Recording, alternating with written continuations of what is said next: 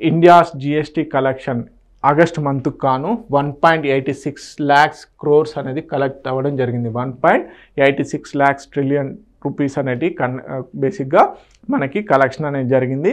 So దీనికి సంబంధించి CGST ఎంత, ఐజిఎస్టీ ఎంత కలెక్ట్ అయిందనేది చూద్దాము. అదేవిధంగా నెట్ ఎంత అనేది చూద్దాం. ఓవరాల్గా 1.86 lakhs crores అనేది కలెక్ట్ అవ్వడం జరిగింది. సో దీంట్లో నెట్ వచ్చేసి 1.67 lakhs crores.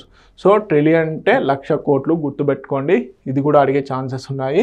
1.86 trillion అంటే 1.86 lakhs crores.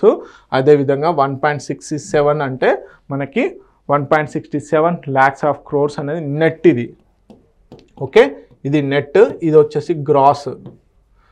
ఓకే, సో మీకు ఈరోజు ఇంకొక క్వశ్చన్ ఏంటంటే గ్రాస్కి నెట్కి డిఫరెన్స్ ఏంది, ఎస్పెషల్లీ ట్యాక్స్ కలెక్షన్స్లో.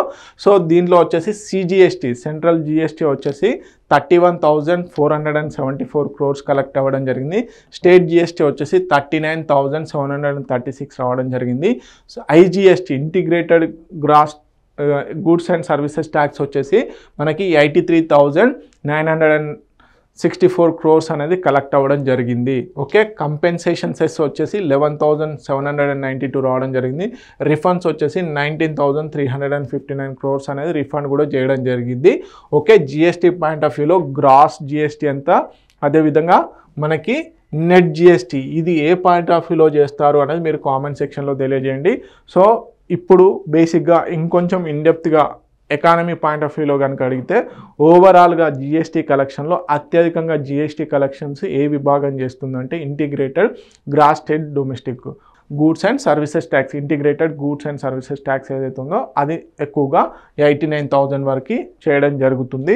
సో మనకి 101 కాన్స్టిట్యూషనల్ అమెండ్మెంట్ ఏదైతే ఉందో, 101 కాన్స్టిట్యూషనల్ అమెండ్మెంట్ ఏదైతే ఉందో దాని ద్వారా జిఎస్టీ అనేది ఏర్పడింది. మనందరికీ తెలిసిందే, ఏవైతే ఇండైరెక్ట్ ట్యాక్సెస్ ఏవైతే ఉంటాయో వాటన్నిటిని ఒకే తాటికి తీసుకురావడం జరిగింది.